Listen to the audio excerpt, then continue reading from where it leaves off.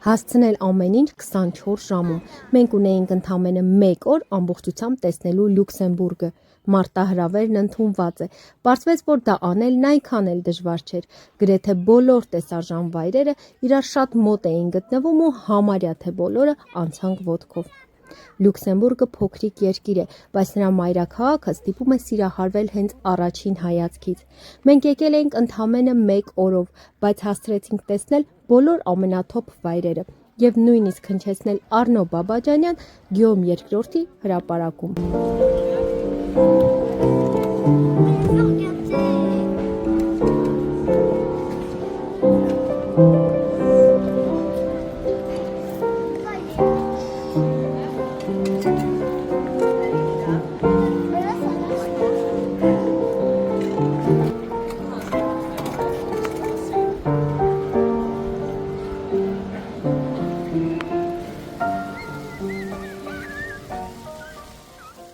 Իդեպ Լյուքսեմբուրգը այն հազվադեպ երկրներից է, որտեղ տրանսպորտը անվճար է։